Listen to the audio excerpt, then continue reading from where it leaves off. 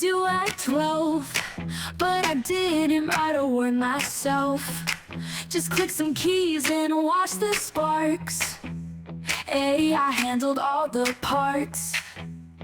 AI did my homework. All right, everyone, welcome back to AI Ate My Homework. In this session, we actually have 3 faculty from the Kent School of Social Work and Family Science. Correct. If you all could introduce yourself. I'll go first. Hi, my name is Shawnise Miller, faculty, again in the Kent School. My primary teaching responsibilities are in the DSW program. Hello, my name is Jennifer Bobo, also a faculty member at the Kent School of Social Work and Family Science, and my primary teaching responsibilities are in our master's program. And my name is Emi Ramirez, and I also teach at the Kent School, and I am primarily in our graduate school, and I teach policy. Wonderful. Thank you all so much for volunteering and being here today. So you all have been working with AI in your classes for at least a year or so now, I'm guessing? Yeah. I would say at least a year. Yeah. I mean, it's only been around for, we're going on 3 years now, I guess, at this point. So it's still very much new. But what has prompted you about AI to make changes in your classes, and what sort of changes are you all making? I think there's so many answers to that question. Initially, what comes to mind is making work smarter, not harder, and figuring out how to use that in supporting my role as a faculty member in teaching, even developing course content, activities, assignments, even kind of checking tones of email responses, making sure I'm clear in developing instructions for assignments, et cetera. So that was one fold. As well as the other fold, I'm seeing AI is being used a lot in our profession. So I teach our practice courses, and so in the clinical world of social work, AI is now developing treatment plan notes, progress summaries, safety plans, you name it. There's a lot of that use. So hearing that, I want to be up on the times as well, just to make sure our students, I can embed this in our coursework as well, so they get out and they're prepared in using AI ethically. Yeah. I would like to build on what Jennifer had shared. I think as educators, it's important for us to always be on the cutting edge, in tune with where education is going. My personal philosophy is that I rather be with the current rather than trying to catch up after, the train has already left the station. So I think it's important for us as educators is to learn about, embrace, but also make sure we're doing this in an ethical way. So I just felt like it's important for us to learn about AI, because whether we introduce it in our classes, our students are using it. And so I think it's important for us to understand it and then help put some parameters and guidance around student use of it. But piggybacking on what Jennifer said is that I think that, what we've kind of done together is explore how we can use AI as a teaching assistant. And so that's what we've been exploring as a team, looking into the research, because there is literature out there about how, as educators, we can use AI, again, to work smarter, to help us, to help engage our students. So that's something that I'm really proud about what we're doing, and I'm excited to work with both Emi and Jennifer in furthering this lane of study and pedagogy and social work education. So how are you envisioning AI in your classes? What sort of changes have you made so far? What have you really done to build that lane into your class? So for myself, what I've done, just to back up a little bit, I'm teaching in the DSW program, and so I'm actually teaching the doctoral students on how to teach. So I'm teaching them on pedagogy, building syllabi, creating lessons, developing curriculum. And so that's the nature of what I'm doing with the students in year 2. So I felt that I can't give them part of the teaching, pedagogy, theories, and strategies without touching AI. because that is where education is going. So one thing that I've done in my class when I'm teaching the students how to teach is through Blackboard, we develop sandbox courses for them to play. And so one thing that I did was I had the students to use the AI, the generative AI function that is embedded in Blackboard to create modules, weekly modules.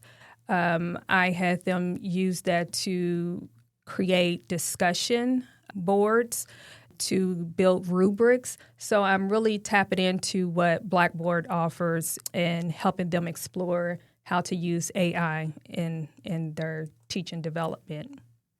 So one of the things that I think is really important when talking to either students who are being prepared to teach, because I think we've all had DSW students as TAs, and also when talking to other faculty who are interested in using AI, is just making sure that they understand how to use it just like on a daily basis. I think having kind of like that background will help you see how you can use it professionally with teaching. So an example that I like to give is I did a road trip over the summer and I used AI to help me find good places to thrift, because that's kind of something that I like to do on the side. And I really like going to Goodwill bins. So I gave AI like the route that I, starting in Louisville, Kentucky, ending, near the DC area.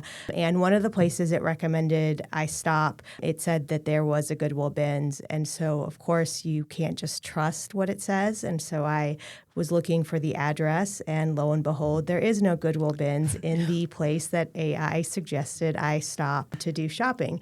So I think that's just like a perfect example of some of the limitations. And of course, that can come up when students try to use AI, or if we're using AI for anything. So making sure that we're using it so you can understand what works and what doesn't work. So I recently just finished grading papers for one of my policy classes, and I realized that students were still struggling with some basics, APA, cite, how to cite, paragraph structures, when and where to use headings.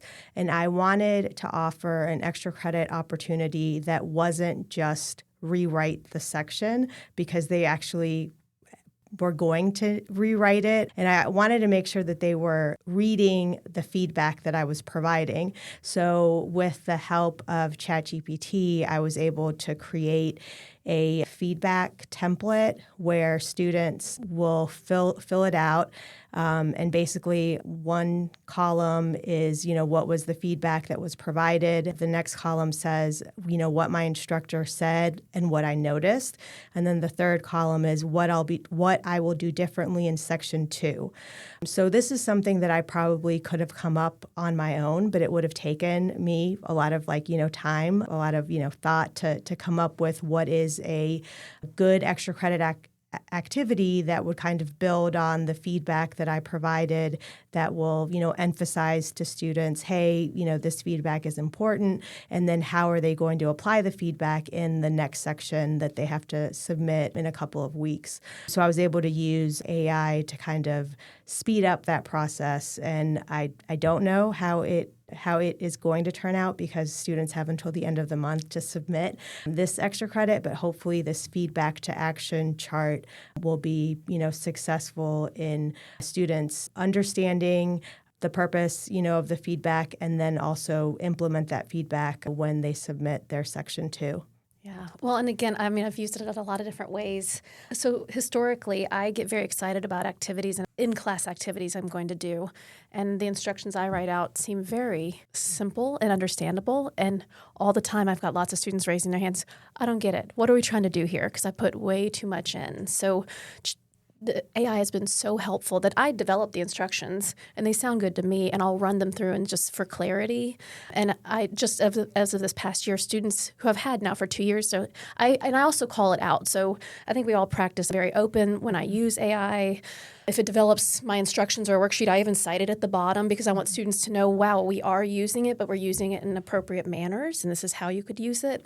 But I've gotten so much feedback. Students are like, this makes so much more sense, Jennifer. I mean, so even the most simple things, and like Emi said, I could sit there, it would take me hours because, again, in my brain, this looks very clear. I could work and reword and rewrite, but you put it in, ask for clarity, and within 30 seconds, I'm like, this does make much more sense, you know? So even just the most simple things I'm using it for at this point. So then you all have really talked a lot about making sure that you're bringing in AI into your classes, that you're incorporating it for them because they're going to be using it. And so you're really thinking about this from that student-centered perspective. Like this is something that they need to be aware of, that they need skill sets, they need experience with, especially if they're going to be encountering AI tools that you don't know about. And Right. we all will because they're constantly adding new ones. I saw 2 more came out today from Claude and Gemini. They were brand new. So how do you introduce this in your classes? What do you say, Emi, to your point? Like you're comfortable to say that we're using AI for these purposes. How do students respond to that? How do you introduce it to them? What's their thought? I know several of you have mentioned that they liked it, but just kind of in general, how is it fitting in with that student relationship between you and them? I like to always approach it that I'm also a lifelong learner in this, and I am not an expert in AI whatsoever. So I always like to give that caveat that we're all learning together. And also I lean on students know a lot of things about AI that I never knew. You know, I've learned a lot of great tools and just tips from students too, but I do generally try to frame it as this is a lifelong learning process. As you said, new tools are coming out every day. We need to be hesitant or do our homework before we're using those tools. And so I also do outline kind of how students can and cannot use AI in the classroom. I've noticed a lot of students initially in talking about AI get nervous and think we're talking about plagiarism immediately because I think their brains immediately go to, oh, I'm going to use AI and write my paper for me. But I think, again, talking about efficiency, things like that, I've seen light bulbs going off in students' heads, and I think they're using it in a manner as well to make just to be more efficient, make life easier. So that's a really great question. And I was thinking about how I initially approach it outside of the class that I teach on teaching. I know that I find ways to integrate it into my classes. So for instance, like I mentioned previously about if I have a case study or scenario that I'm using, not that I'm trying to introduce AI, but I'm just using it for class discussion. But then I'm also acknowledging that this is AI, so the students can know that this is AI.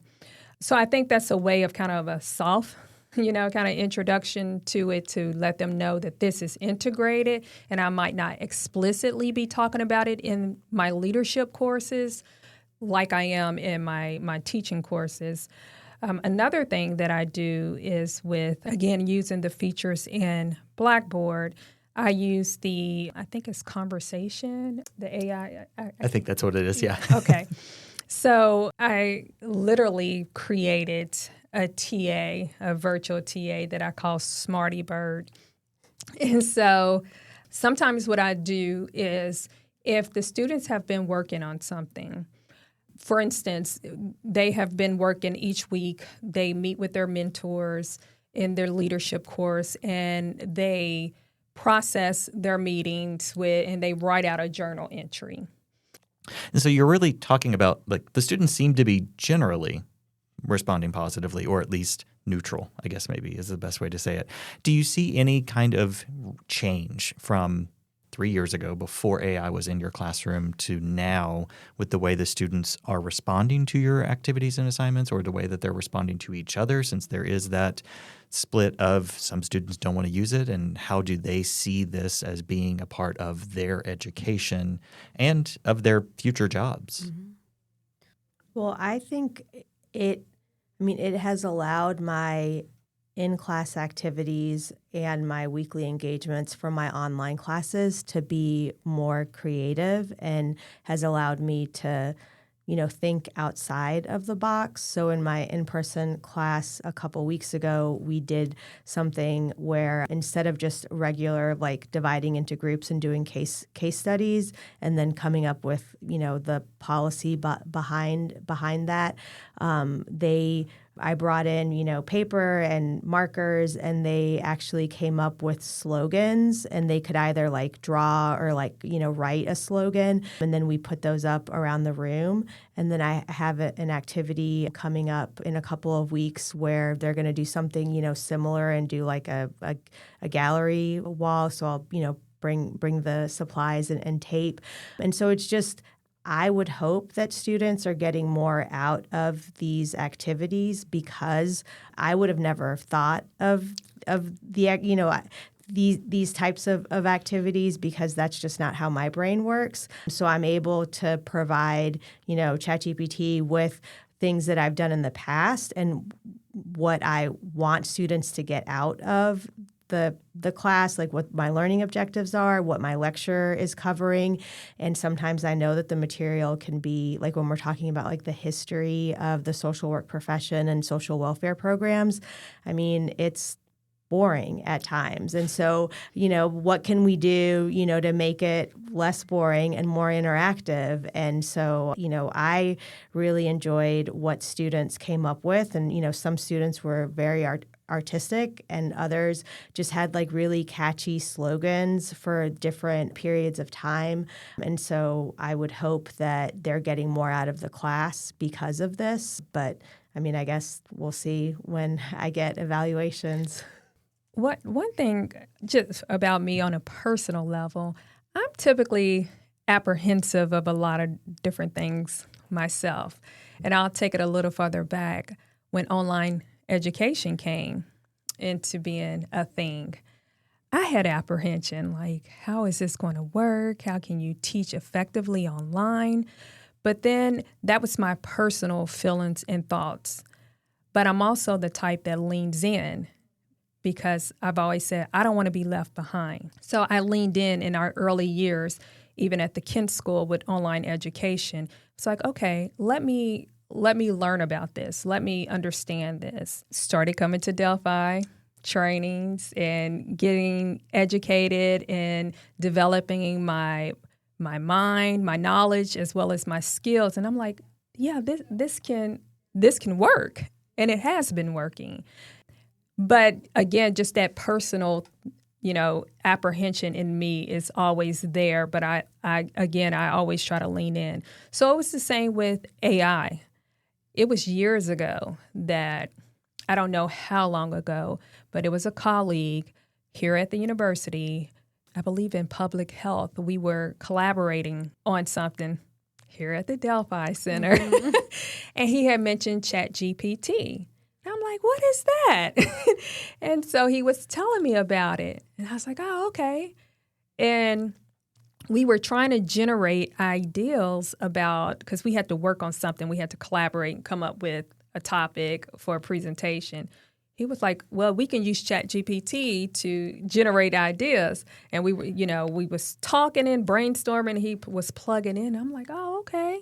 When I left, I was like, I'm going to sign up for this ChatGPT. And I literally had the subscription for like a year, never even did anything with it.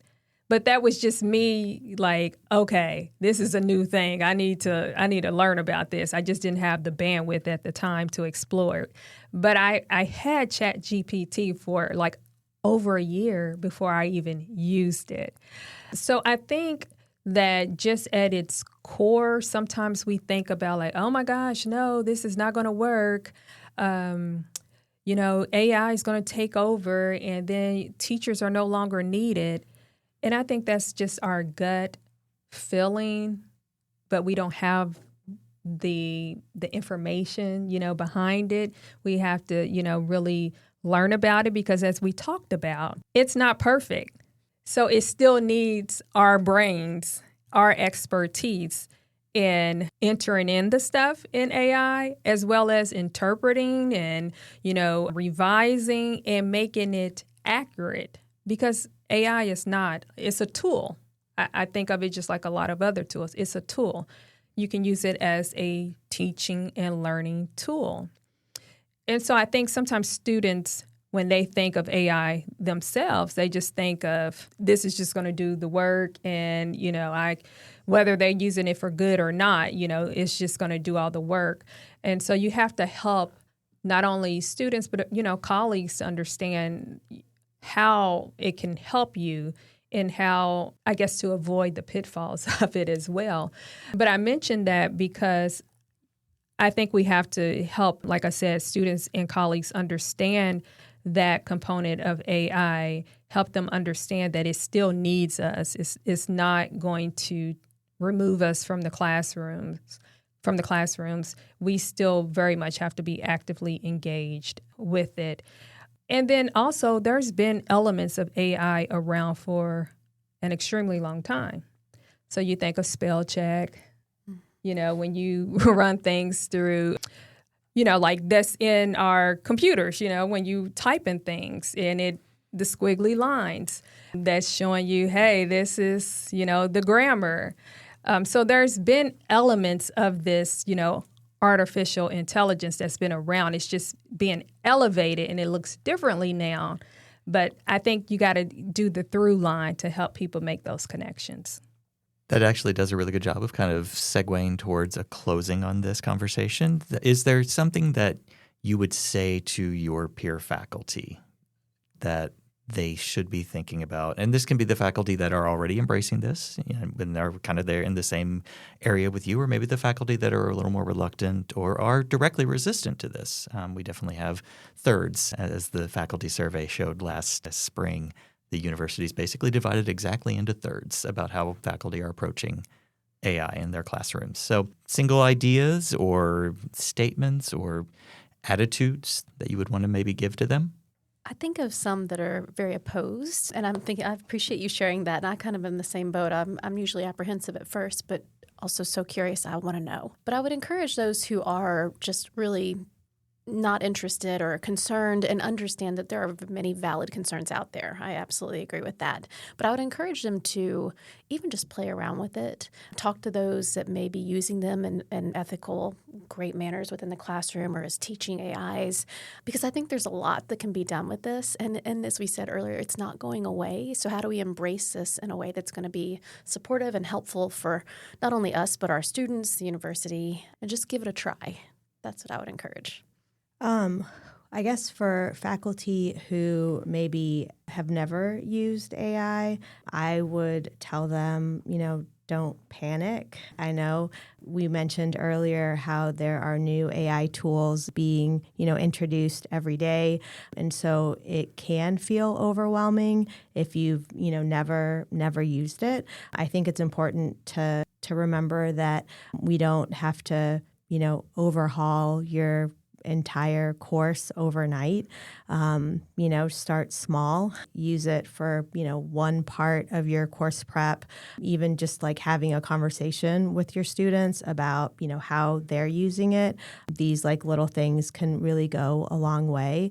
And there are a lot of great resources that the university provides on, how to get started with AI. So look into the trainings that Delphi offers, and just do something, no matter how small that first step might be, and you'll feel better once you've taken it. So I agree with everything that has been shared, and I really want to emphasize the take advantage of the resources that are available to us here at the university. That's students and faculty. There's a lot of great resources that are available to, if nothing else, help us understand what AI is.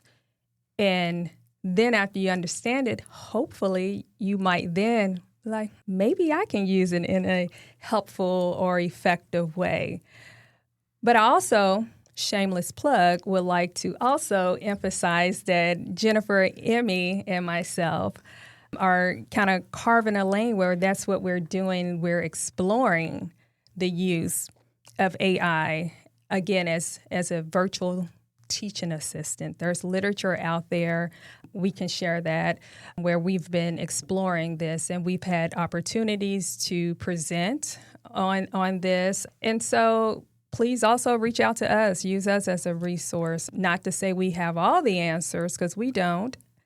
But this is something that we have been very intentional about thinking about, researching, exploring, innovating. And so please, we're also here as a resource as well.